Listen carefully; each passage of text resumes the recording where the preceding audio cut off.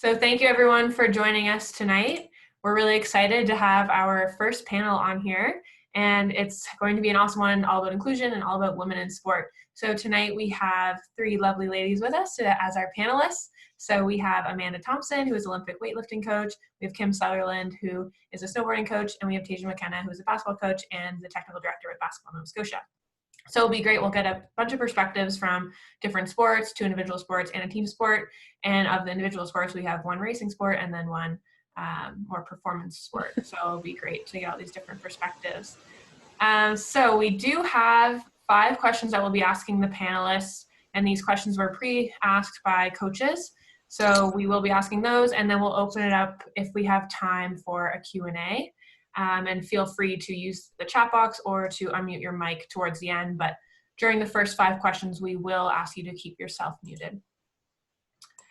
So to start off, we're just going to get the panelists to quickly introduce themselves, their name, where they're from, and go over their athlete and coach experience and who they're currently coaching, what gender, and then ultimately how they got involved in sport or who got them involved in sport. So maybe Amanda will get you to go first.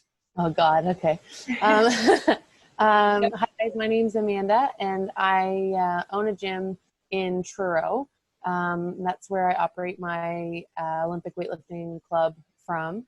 I originally got started in sport in equestrian sports, so a little bit of a different everything. My horse ended up getting injured sort of at the peak of my competitive career, so I had to switch gears at that point. And we opened the gym in 2014 and opened the weightlifting club shortly after that. So been coaching Olympic weightlifting since then. Awesome. Yeah, I didn't know you. I didn't know that about you. So that's great. And how about Tasia? You go next. Sure. So hi, everyone. As Kirsty already mentioned, my name is Tasia McKenna. I'm the technical director at Basketball Nova Scotia and an assistant coach with the St. Mary's women's basketball team. I think I'm going into my 7th season there. I'm from Kimberly, Nova Scotia, and I went to university out in Thunder Bay, Ontario at Lakehead University and played basketball out there for all 5 years and had a great time there, but ultimately got my start in coaching with a U13 club basketball team when I was away. And then when I moved back, really wanted to continue with coaching, which I think took me a little while to figure out, because when you suddenly stop being an athlete, you're not really sure if you're ready to dive back into the sport in a different capacity. So I started with a U10 boys basketball team, which was the most challenging coaching experience that I've had. It taught me a lot about patience and keeping athletes moving at all times and trying to make things fun, which I try to keep in mind when I'm working with our older athletes in the university level. And then I continued on coaching in some different clubs, and then ultimately ended up being asked to coach with our 2013 Canada Games team, which was led by Len Harvey. He asked me to join his coaching staff, and very appreciative of that opportunity. It was something that I did as an athlete, so to go back as an assistant coach was an excellent experience. And from there, I continued on with the provincial team in U14, U15, then took a year off because I became the technical director, and then 2017 was the head coach of our Canada Games team. And throughout that, I coached through our high school system at Sir John A. Halifax Grammar School, and then did 3 years overlapping Halifax Grammar School and St. Mary's. So I did a lot of running back and forth from one gym to the other. It was like 4 hours every night from October to March, which was great. Ultimately had to stop doing that because it was a bit too much, and my role here at Basketball Nova Scotia took over, and it was a great experience, and I love every second of it. So I coach females at the university level, but then I work with females and males at the provincial level. And a lot of my role right now is working with our coaches and helping them with the training with not only their coaching certification, but working with the athletes that they have on their team. So that's kind of my role right now. Awesome. So you started off with coaching young boys is what it sounds like, and now everything. Awesome. Yep. Great. Okay, Kim. All right, so hi everybody. My name is Kimberly. I'm from Falmouth, so just kind of outside of Ski Maritock. My sport is snowboarding. I've been coaching snowboarding for I think about 7 years now. I started out as an athlete. I ended up competing myself at the 2011 Canada Games before I switched over and started my journey as a coach. I remember that being a really terrifying transition, but I was fortunate enough to have a fantastic role model in my sport, which some of you probably know, Natasha Burgess. So I began as an assistant coach with Snowboard Nova Scotia, and then was helping Natasha out with her club called the Adrenaline Divas.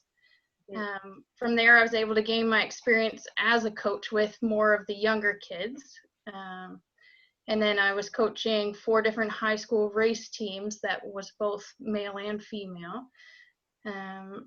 And kind of the highlight, I guess, of my coaching career was being able to coach at the 2019 Canada Games.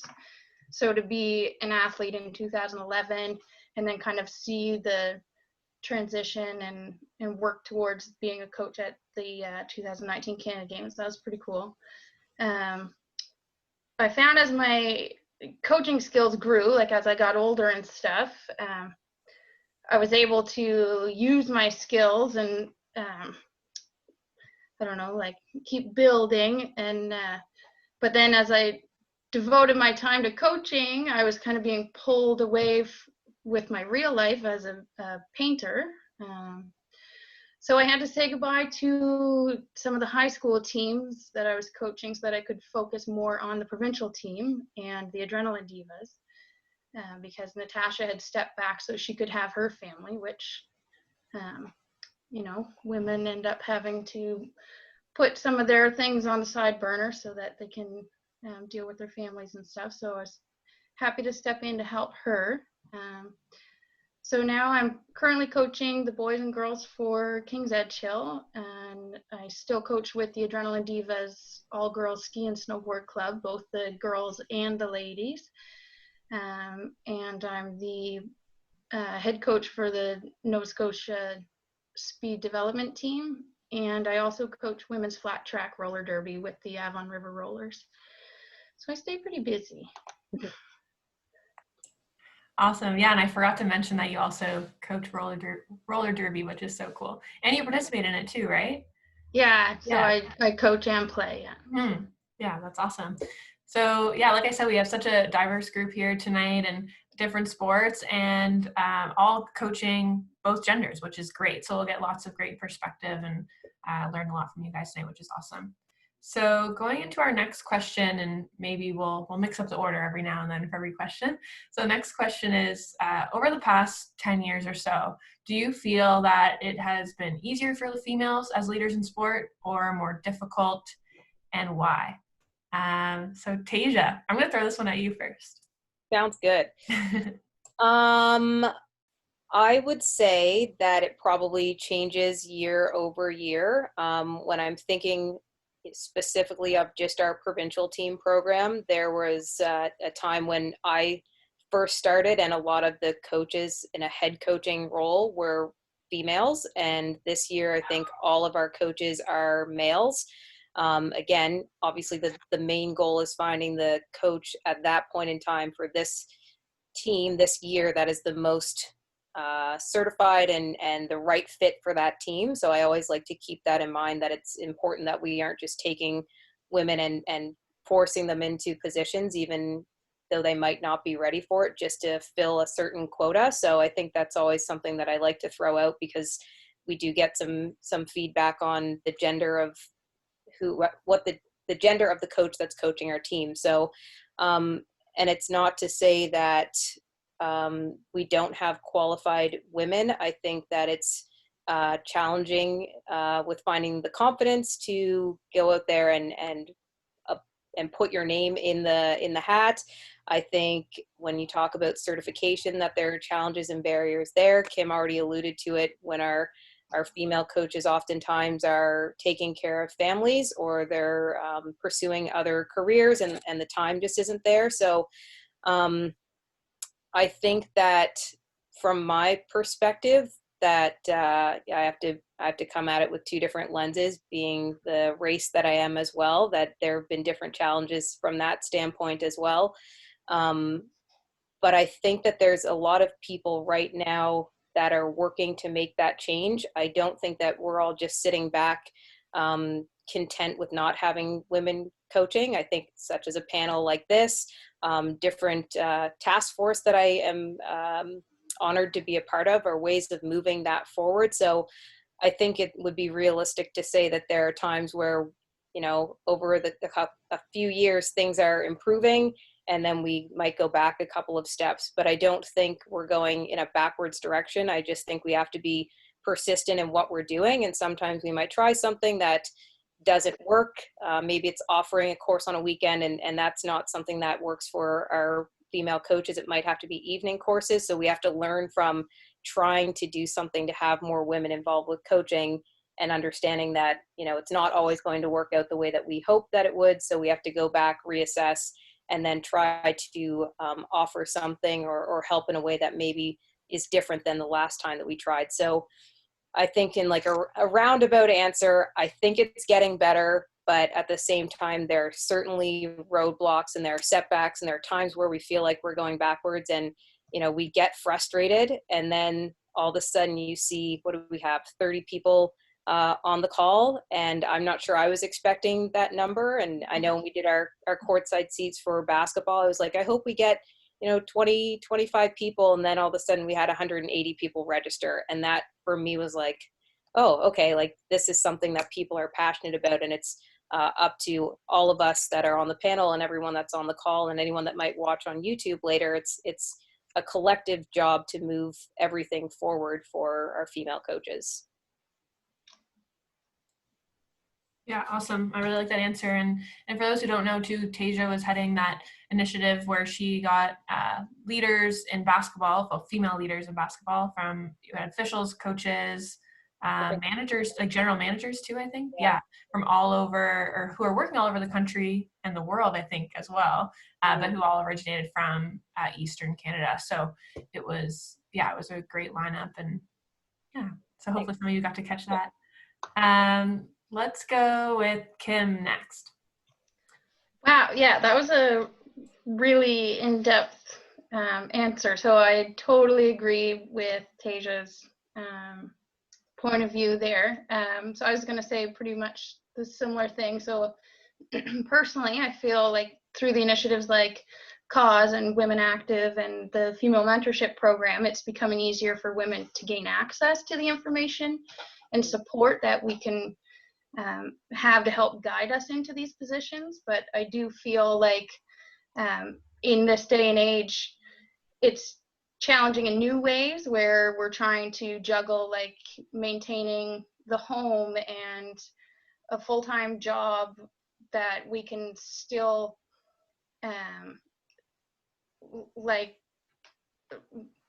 pay for the house and pay for all of the courses and stuff that you need to help progress you in these industries and stuff, and then still be able to compete for the positions. So it's like, it's a balancing act, where I feel like it's a little bit different. 10 years ago, we might not have had to have all of these layers of things to take care of traditionally, where now we're faced with a whole stack of things that we need to try to accomplish on top of growing in the industry and trying to keep up with everything that's going on. But like I said, the Cause and everything that I've had access to has been so helpful. Like, I cannot commend these programs enough for what it's done in my personal journey. Yeah, great point. And Cause, they're known as, I think, Women in Sport now. They'd recently changed their name. They have a lot of great resources, like Kim says, and we will be following up from this panel with all of that resource, with all those resources and a few others. So if anyone is interested in learning more about that, we can definitely provide those resources. But tonight we'll mostly be hearing about these coaches' perspectives and what they've faced as female coaches and some advice, getting some advice from them. So next is Amanda. So over the past 10 years, do you feel it is easier for females as leaders in sport or more difficult, and why? This is Breeze for anybody that wants to know. She decided to join. So I echo everything that Tasia and Kimberly said. I think that like for different sports, it's also a little bit of a different perspective. In my sport, we're seeing like we almost have female athlete participation higher than the guys, but it's still outrageous for a female to coach, particularly to coach the opposite gender, and particularly at a high level. So I think that it's definitely making progress, but it's like Tasia said, it's something that we have to continue to work at. And of course, there's always a list of barriers that some make it a little bit more difficult. But I think the key is finding and motivating driven females to take those roles so that you end up with competent and confident people in the roles that we want them in. Yeah, I really like that answer. It's so important too to encourage your female athletes to follow along that path and get them involved, take them under your wing. Mentorship's a huge part of that, and we do have some programs that we're specifically targeting women in sport, so that you can be paired up with a fellow female coach and hopefully learn from them. So yeah, I really like that answer, Amanda. So next question, and we'll get Kim to go first this time. So have you ever experienced imposter syndrome, and what strategies do you have for moving past it? Oh my goodness, yes. Okay, yeah.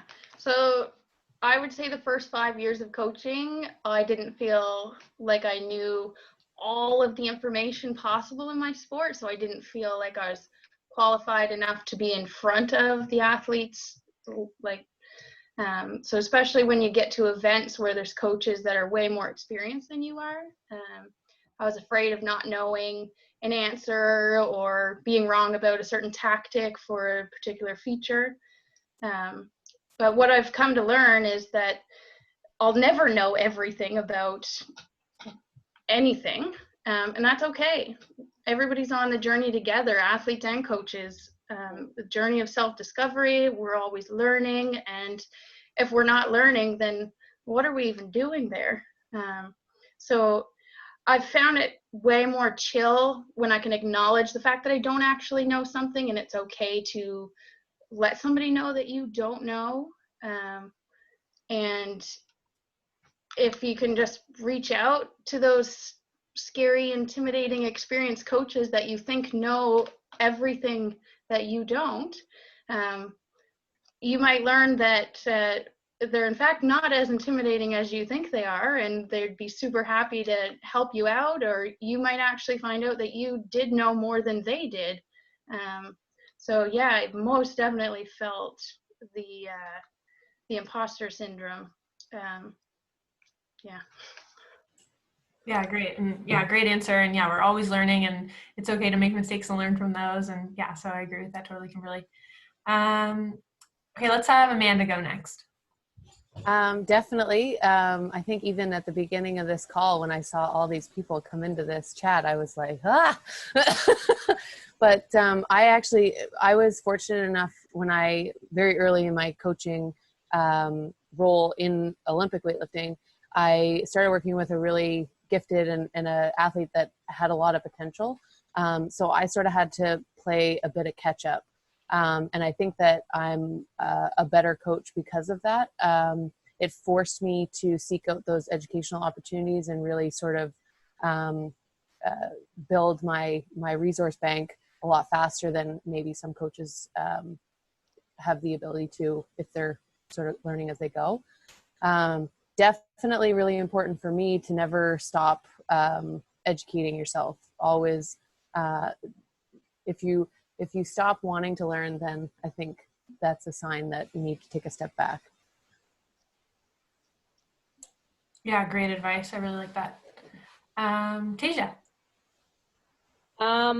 I went and read the definition I feel like I think I saw someone asked what imposter syndrome was, and I was trying to like wrap my head around it in a way, because I think that I probably have, as a younger coach. I've definitely kind of got to the point where I know I don't know everything, and I'm not afraid to ask the people around me for help. And I'm the first to admit to our athletes, like, I'm going to make mistakes, and um, that you have to own up to it and then learn from that and move forward, like both our panelists had alluded to. Um, but I think it was more prevalent when I was younger. Again, when I'm looking at the two parts of me that most people see, my gender and my race, it is there in kind of three different ways, I would say, as a female, as a African Nova Scotian, and then as a Black female. So that it covers three different spaces that I think, depending on the gym that I walk into, I definitely felt certain types of feelings that are, I think, sometimes difficult to articulate, and maybe I didn't understand them when I was younger. When you're coaching in basketball, you can see the other coach right there. And if it's an older male, that was definitely like, oh gosh, like they're going to outcoach me. And then all of a sudden you find out maybe you've been coaching 5 years longer than he has been, and you're teaching a course to him next week. And I think at the same time, trying to get your head around that not everybody that you're coaching against, or everyone that you interact with, thinks that they know more than you, because it could be, you're coaching and someone could be looking over at you saying, oh my gosh, maybe she knows more because she played for so long, and that's not always the case. So I think I try to put in my head that although I might feel a certain way, perhaps the person that is my counterpart on the other side of the score table is looking at me in the same sense. So I really try to keep that in my perspective, and that I know as much as I know, and whoever else is around me knows as much as they know, and that's okay. And it's something that, again, from when I was younger, I think it was definitely there, and maybe I didn't know what it was, which is why I had to look up the definition to understand. But I definitely feel like as I get older, you get more confident in yourself, and you get used to hearing the different people saying, oh, maybe they don't know as much, and not enough experience, and just because you're an athlete doesn't mean you're a good coach, and you look like an athlete, and you yeah nice bit, yeah, that's the one. So I think when you hear that enough, that you just realize that that's kind of the perspective that maybe people have, and it's okay for them to view that towards you, and that's not necessarily how you actually are. Like, I'm a competent coach. I learn from playing. I learn from my athletes. I learn from everyone that's on the panel. I learn from everyone that's here. I see Anne down there, and I learn something from her every time I talk to her. So I think the imposter syndrome, I think, is there, but if you become confident in yourself and in your abilities, then it shouldn't be there anymore, and you shouldn't question your knowledge. Yeah, I really like that. And I do challenge everyone. I think it was after a cause workshop, I think it was the confidence one. It was mentioned that you should ask the people around you and the people you coach with, like, what are my strengths? Like, what do you think that I'm good at? Because maybe you aren't feeling really good at coaching or really good at what you're doing. And if you just ask your peers and ask your co-coaches, like, what do you see in me? Like, what am I good at? And you'll be overwhelmed by the amount of comments they have to say to you, and it will really help with maybe overcoming this imposter syndrome that you may be facing. So yeah, I really like that too. Can I actually add to that? Yeah, sure. Part from being an athlete, for anyone that, I think a lot of team sports, I want to say, do scouting reports on other teams. And there was a time where a university, I think it might have been Laurier, was coming to our university, and someone dropped their scouting report on our team. And I remember picking it up, and I was like, I'm going to read it.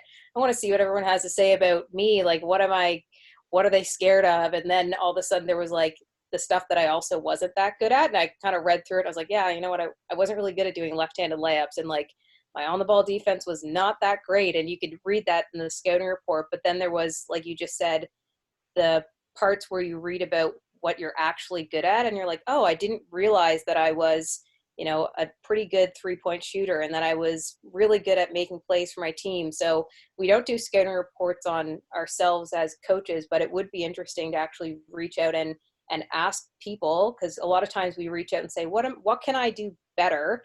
Why don't we reach out and say, what am I doing well? It's like a scouting report. I like that. Mm-hmm. Yeah, and having that growth mindset, like open to that criticism, but also compliments and taking those compliments. Yeah, it's really important, especially as females. Like I know everyone experiences this imposter syndrome and self-doubt, but as females, it is a bit more common. So go out there and get compliments from your teammates and from your co-coaches. Okay, so next question, we'll get Amanda to go first. What suggestions can you provide to assist female coaches on how to handle being confronted negatively by an opposing male coach and or a parent? And this could be like during or after a competition. Yeah. I'm actually lucky in a way that I deal with very few young athletes. I do have a developmental program, and we do train athletes as young as 8. But I'm not dealing or interacting very frequently with parents. So a lot of the experiences that coaches have, particularly with team sports and dealing with parents, I don't necessarily see a lot of those struggles. However, I do own a small business. So in that experience, I have run into some confrontations from time to time.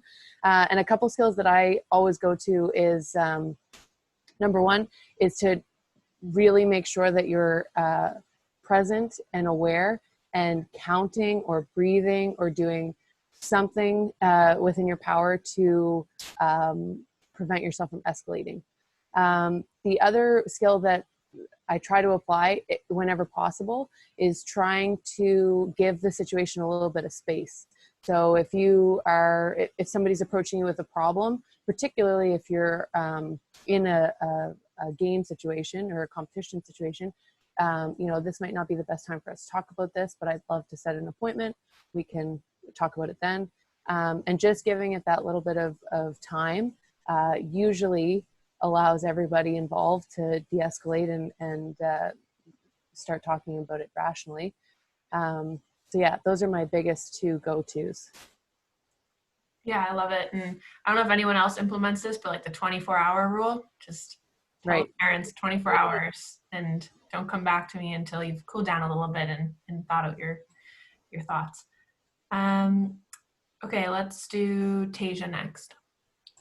I think the first thing I like to keep in mind is that the parent, and I would say not just males, females, brothers, sisters. I've had brothers approach me.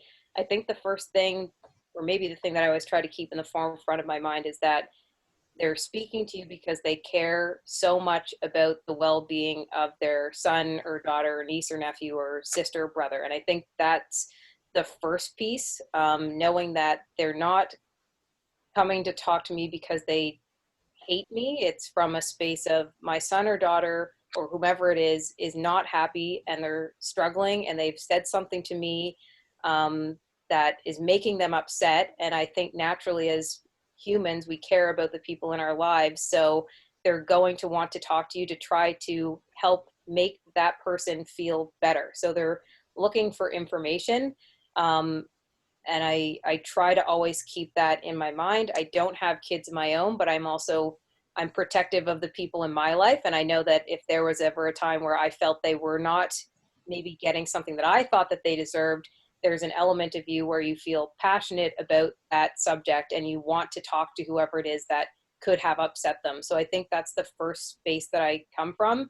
Oftentimes for our team sports in basketball, it's always about playing time.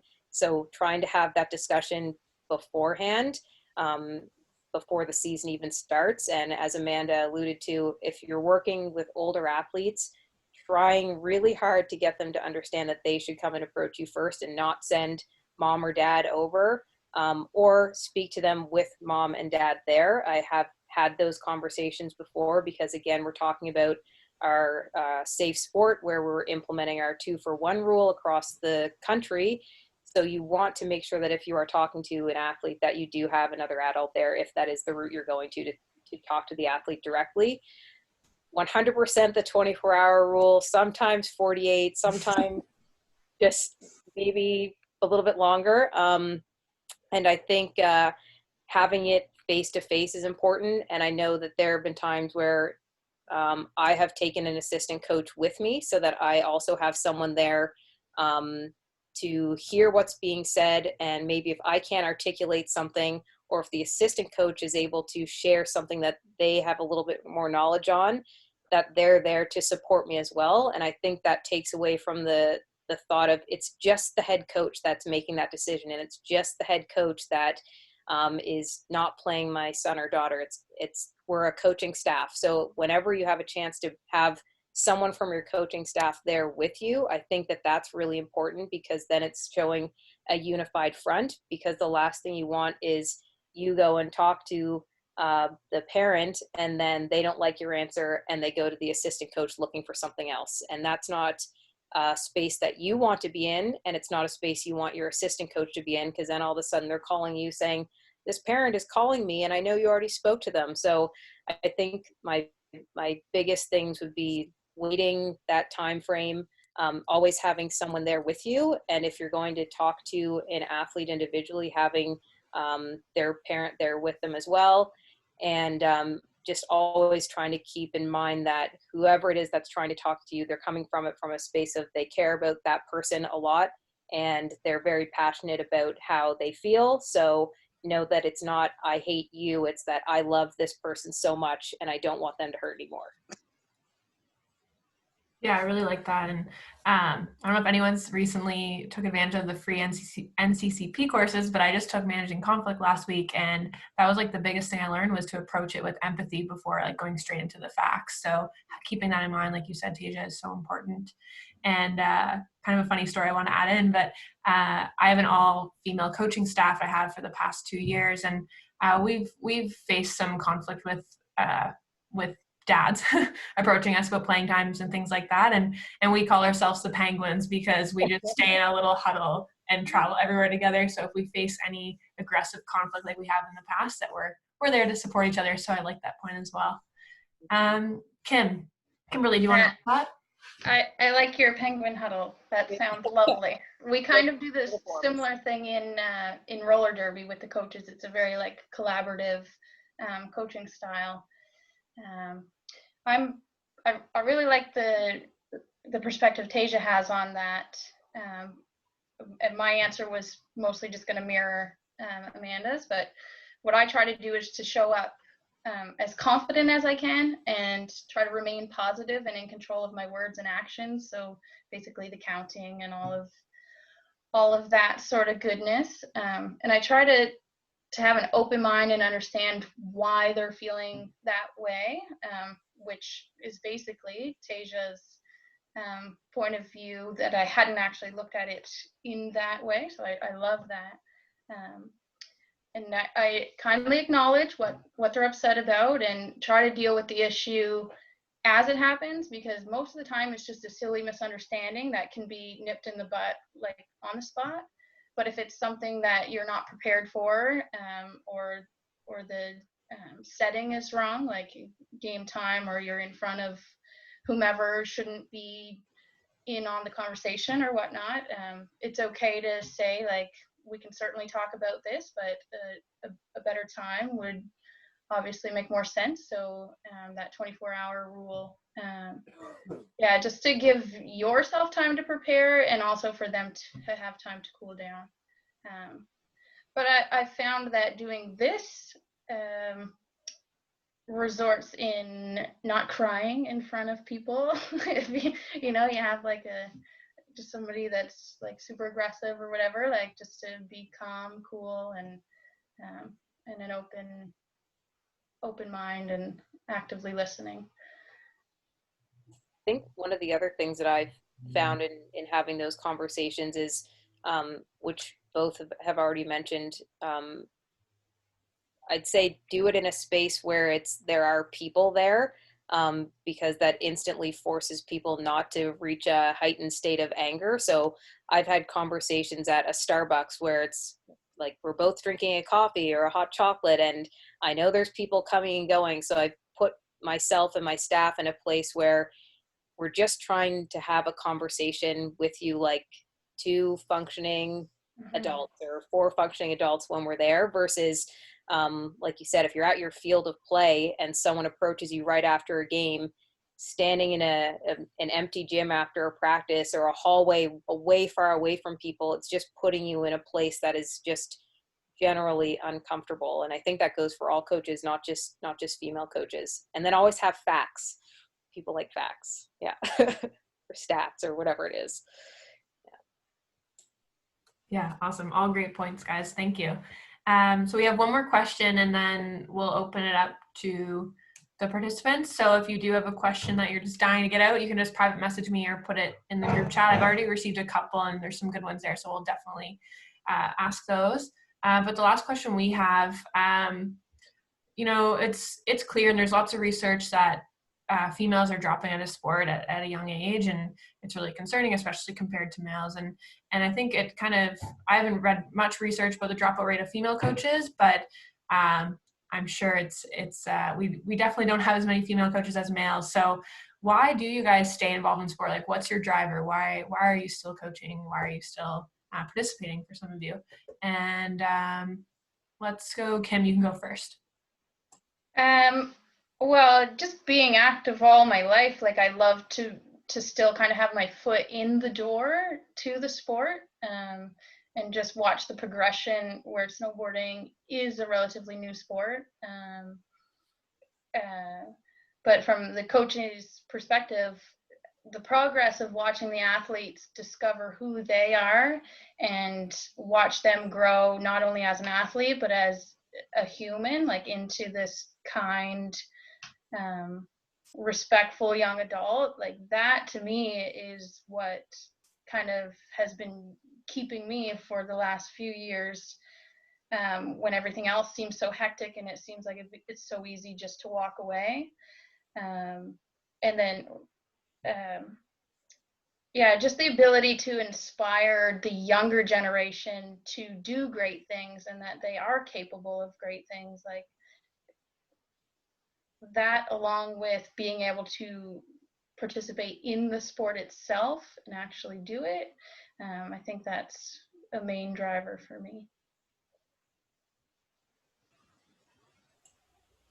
Yeah, great answer. Let's go, Amanda. I'm just throwing out different. Like, how are you picking? I'm watching like. I don't know. Yeah. Originally it was like 1, 2, 3, 2, 1, 3. Now I don't know what it is anymore. And I'm trying to manage all the group chat too, so all these numbers. I think that there's a ton of reasons why I think I'll always be involved in sport, and I really believe that there's so many benefits that everyone should always be involved in some way. The reason that I'm currently driven to stay active in my current sport, Olympic weightlifting, is first of all because I think that there's currently a need for somebody like me, a female athlete coach, administrator. I think that I'm needed for right now. I also really, in my sport, we're lucky enough to see people who don't really, it's sort of like a unique sport in the sense that sometimes people don't think they're athletic at all. And then you show them that they can be strong and can participate in training and in a productive, competitive environment. And it just completely changes their life. So that would be what drives me right now. It's always changing. Mm-hmm. All right, thanks. And Tasia. I'm involved because, well, there's a laundry list of reasons. I think one of the first ones would be that I feel I would be doing my sport a disservice to not give back to it. It's given so much to me, and I feel that everyone on the call has been involved with their sport or sports, and it has taken them wherever, all over the country. It's taken them, they've gone international with their travels. They've met like a diverse amount of people. I know it gave me my education to go to university. It has given me the opportunity to take some coach education that I probably would not have done if I stopped coaching. And I think those pieces aren't just valuable from a coaching standpoint. I think there's a lot of elements in all of the courses that I've taken that you can apply back to your life.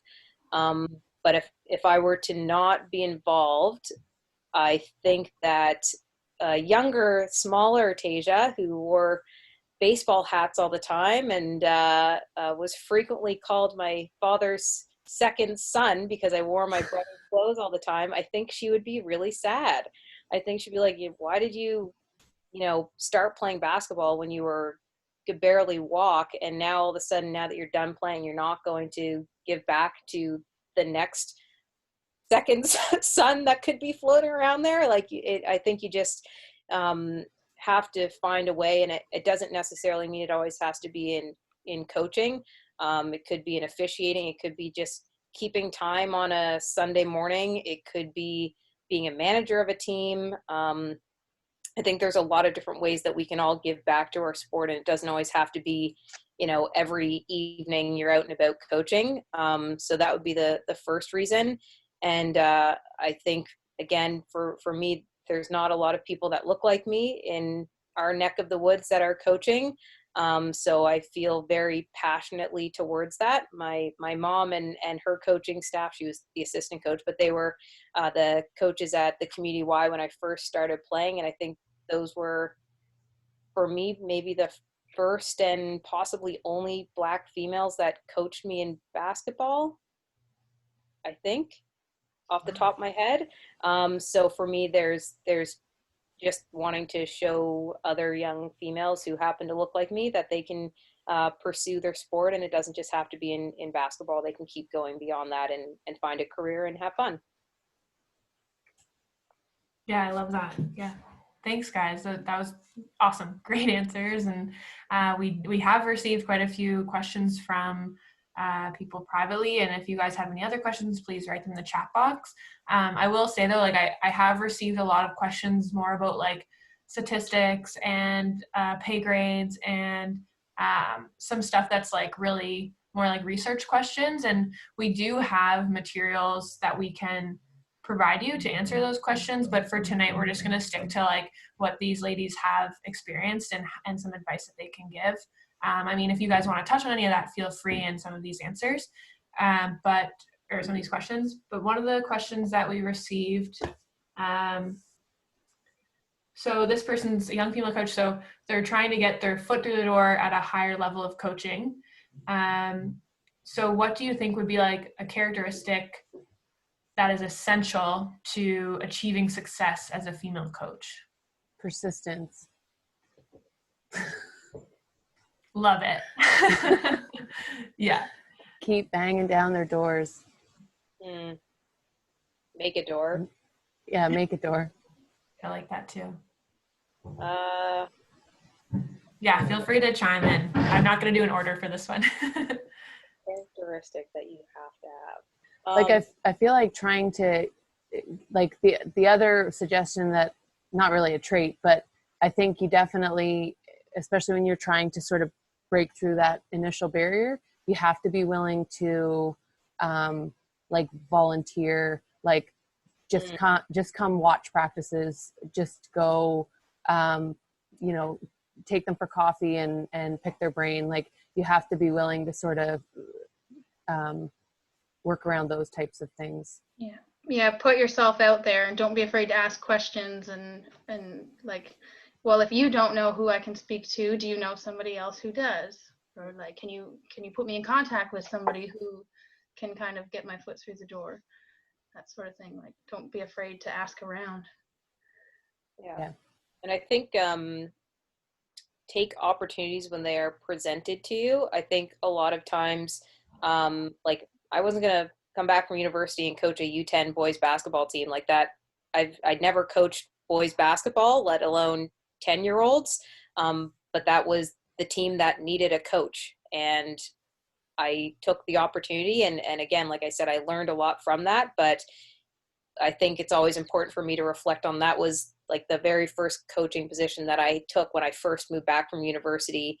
And that has to be a stepping stone for me to move forward. There's no way that I'd be where I am now without starting there, because if I had said no to that opportunity, then perhaps I wouldn't have interacted with all of the other people that are there, and then networked, and then found another opportunity coaching at a club level. So opportunities are there, and some of them are maybe not ones that fit in like the thought process of what you want to do, but if you take it, it might lead you to eventually where you're going, and always understanding that it's not a straight line. There's all over the place. Yeah. To get there. Awesome. And the next one's kind of similar. Just a second. What is your best personal quality that you bring to coaching that you believe is in part due to being a female? For me, I feel like empathy and maybe an emotional IQ compared to male counterparts who don't really have that nurturing aspect. I found that's been really helpful to balance out our teams. I was going to say sarcasm, but I think that that's a quality that everybody can have. Yeah, I would definitely agree with Kim. Like, I think a lot of times coaching females, they're likely to connect with you a little bit more and have conversations that perhaps they wouldn't necessarily have with a male coach. But that's not saying that females aren't more comfortable talking to male coaches. I think that's always important to make note of. But I find oftentimes having, I guess from my perspective, a lot of times you're having those conversations that perhaps are not specific to a basketball game, but it could be, this is what's happening in my family life, or I just broke up with my boyfriend or girlfriend, or these are things that impact them every day that they step in the gym. And I think it's important that we make note of those. But I think part of me feels like perhaps it's a little bit easier as a female, because I think we're perhaps very in tune to those pieces. You can see when someone just doesn't look happy, and you kind of connect with them and reach out. Yeah, totally agree. Amanda, do you have anything to add? I don't think so. I don't think I honestly don't think that any of the traits that I consider like good qualities of my coaching profile to necessarily be gender specific. I definitely think that, I agree with what you guys are saying, that you have that little bit of intuition. But I think that, I don't think that that would be something that would directly apply to me. Okay. Okay, great. And I think that was it. And I'm sorry if I missed anything. Please feel free to message me. But we do have a couple other questions, and I'll ask this one. I think it will be helpful for some coaches. And Amanda, we'll get you to go first since you had a short answer. So in your experience, what are some barriers that could prevent females continuing in sport as an athlete or coach, and how have you approached them? Well, the biggest barrier that I faced was the financial capability of pursuing like certifications and continuing education. And when I first sort of was developing my team, I was lucky enough to be involved in a provincial female-specific mentorship program. That was where I originally met Ann Dodge. And that program had some funding attached to it that was like the major catalyst for me being able to be a professional coach today. So that was huge. I think, again, it's about recognizing your barriers, whatever they might be, and actively working to address them and get past them. it's one thing to, okay, I don't have enough money to pay for the certification. Well, how can I find grants, or where is there funding available, or how can I make this happen? As opposed to just sort of taking no as the answer and moving on. Awesome. Yeah. And like I mentioned it earlier, we do have this women in sport or women mentorship program. So definitely take advantage of that if this is something that you're interested in, and lean on other people. And like, I can guarantee you, like, I know most of the women on this Zoom call, like they will all be open to people emailing them and asking them questions and wanting to share advice. So lean on your peers, lean on each other. Kim, do you want to go next? If I don't really know how I'm going to answer this one. Yeah, pretty much like, I don't know, like by the time athletes get to our level, I guess, if they're thinking about where they're going to go to school next, and boyfriends, and like there's all kinds of things that are pulling them in different directions. So I guess to have those conversations with them to help them realize where their priorities are, and if they actually truly do want to leave sport, and what that would look like in their life, and how that would impact just who they are if they give it up. So yeah, just being open to having those conversations. Yeah. Yeah, awesome. And sorry, I don't know if you guys can hear the construction in the background. I'm trying to mute it when I'm coming on. But Tasia, do you have anything to add for that question? Yeah, I think sometimes a barrier could be ourselves. I think we hesitate a lot of times. I know there's a lot of research around a lot of times maybe women won't apply for jobs because they only have 9 of the 10 required pieces, and perhaps a male might apply if they only have 2. So I think unfortunately we can get in our own way sometimes without by not putting ourselves out there. And I think when we do that, we lose opportunities or chances to do something that we could have been perfectly capable of doing and could have been a great thing for us. So I think that would be the first barrier, is recognizing who you are and acknowledging that you're more than capable of doing whatever you want. And it is about knocking down doors and walls and climbing fences and all that stuff to get there. And then I think another barrier would definitely be a financial piece, but that might be similar to many coaches because a lot of times we're volunteers across the board. So trying to find avenues for funding. And there are a lot of great places for females to get funding, which is great.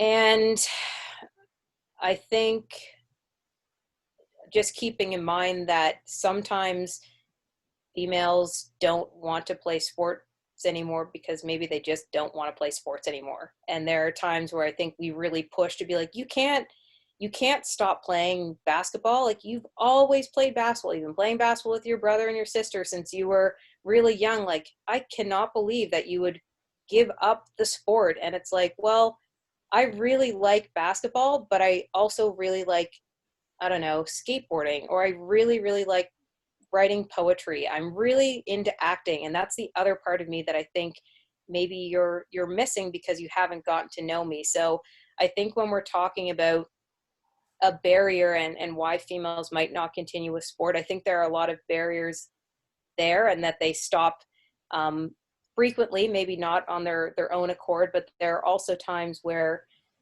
females don't play sports anymore because they just don't want to play anymore. Like, maybe it was a recreational thing and they've grown out of it. Their friends left and they all went and started doing something else, and maybe that's where they want to go to. And I think there's a part of us that has to recognize that that's also okay for them to go and do that, and that we have to be supportive of them. And a lot of times we have athletes that perhaps are stuck in their sport because when they say they don't want to play anymore because they truly are not interested, they have the outside force of, you can't leave your sport. Like, you've always been weightlifting or Olympic weightlifting. You've always been snowboarding. You can't leave. Finding ways to support them, and maybe it's going to another sport or another activity that still keeps them engaged in a social setting. Yeah, I like that answer a lot. Mm-hmm. Keep them in sport. It doesn't necessarily have to be yours. Mm-hmm. Multi-sport athletes. Love it. Yeah, great answer. And just to touch on that too, like, again, I'll be setting all these resources, but like the number one thing that keeps girls in sport is like, or they buy into sport through acceptance, right? Like through that social encounter, like Tasia was talking about, and having friends and feeling like they're part of something. So getting to know them is step one with girls. So finding out that they don't like basketball anymore, that's great. Send them on to snowboarding, send them on to weightlifting, whatever they want. So yeah, I really like that answer. We've received a few more questions, and I'm going to ask some ones that have been sent to me privately first. Hopefully I articulate this okay. So as like young coaches, have you given thought to succession planning for teams that you coach? So in the event that you move on to something else, do you have a coach who will like step in your place? Does that make sense? Or are you like mentoring anyone to kind of follow us in the same pathway as yourself? I would say yes. However, I would say that she's not ready to just jump in and be the head coach of a U17 provincial team. I think that she's on her way to doing that through her coach certification and through different coaching opportunities.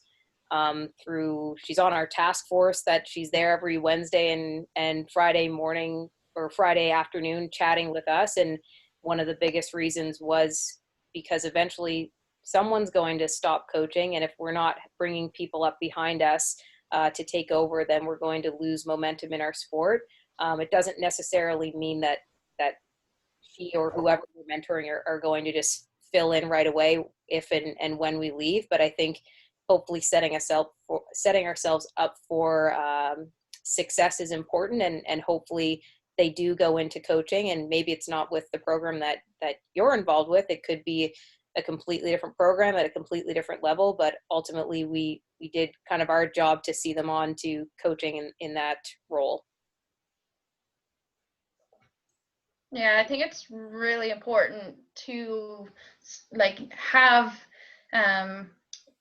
the coaches below you starting to step up into the different roles, so that obviously there is a succession plan, because nobody wants to leave their association high and dry and struggling. Like, you've built it to the point, you need to also build the coaches that can step in and take it from the point that you're at and then continue to grow it, rather than see that dip again and have to rebuild. So yeah, definitely we've been trying to grow the coaches kind of along the way to make sure that there is somebody who can step in if and when other coaches are ready to leave.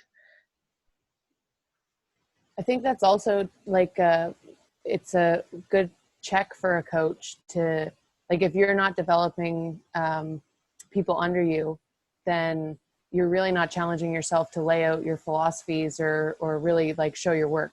You know what I mean? Like, I think that it's really key to have a developmental program that you can show, you know, how you're bringing athletes from point A to point B, and give the tools to somebody else to do that. For me right now, a lot of my hopeful coaches are still very competitive athletes. So I'm trying to encourage them to be really good at that for right now, and then they can coach later. Makes sense. I will chime in too. So I'm coming from a team perspective, but and that's a provincial level U19, but all of my girls are coaches, and they all, what we do as a fundraiser is we do like some day camps on PD days. So then they just show up for like 2 hours and they go in shifts and they give back to their communities and they coach, and it's like a fundraiser for them. And now some of them are coaching the U9 team with me. Some of them are coaching some U12 teams as assistant coaches, but that's kind of how I've gotten my athletes in the door, and then they can kind of continue on from there. So just an idea of how you can kind of get your athletes involved in coaching too. Because that's where we get addicted. Just getting a little taste of it. I think there was one more question. As a female coach, how would you deal with a male administrator that would not take suggestions from his female coaches or young coaches? Yeah.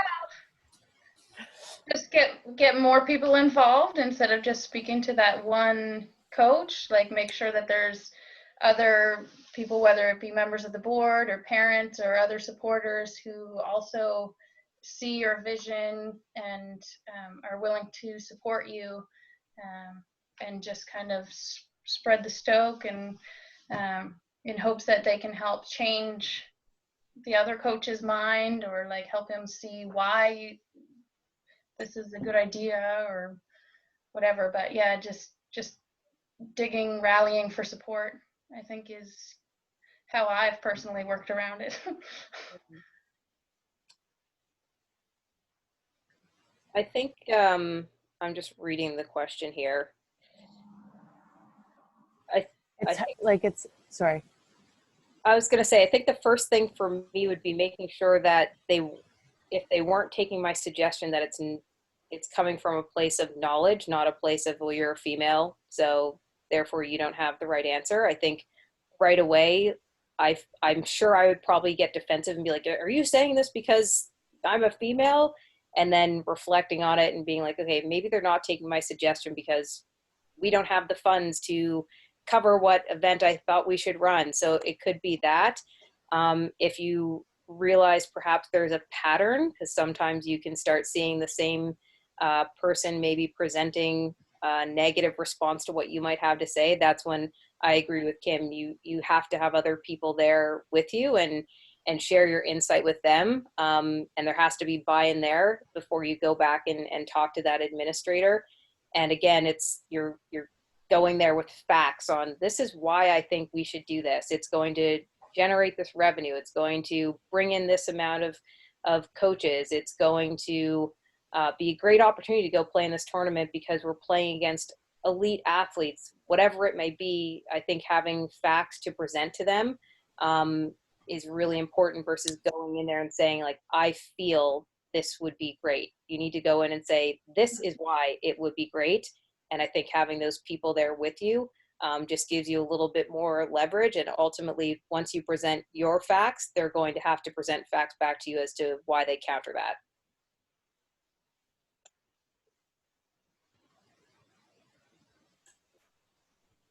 All right. Great answers. Do you guys have anything else to add to that question? I think so. Okay. And okay, so last call for questions. I'm just going through the chat box. Hopefully I didn't miss anything. We are over an hour, so we'll probably wrap up here. All right. Yeah, feel free to turn your mics if you have any questions. But if not, thank you so much, Tasia, Amanda, and Kimberly, for joining us tonight. We really appreciate it. A lot of great advice and insight. And yeah, we really appreciate all that you guys had to say tonight. And hopefully we can all take this advice and put it into our coaching practices. And this, again, this will be recorded, and it has been recorded and will be posted on YouTube. So if you want to go back and take out any nuggets from this, feel free to do that.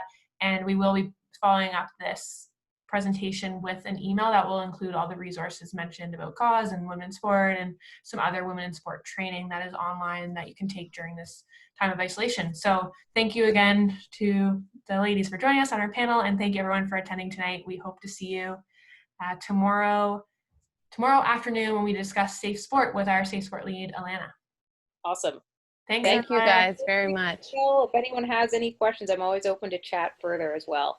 And Kirsty, you can share my email for sure. Okay, great. Yeah, thank you. I'll do that for sure in the email. Thanks, you can everyone. share mine too. On the same boat. Okay, awesome. Thank you. Great stuff.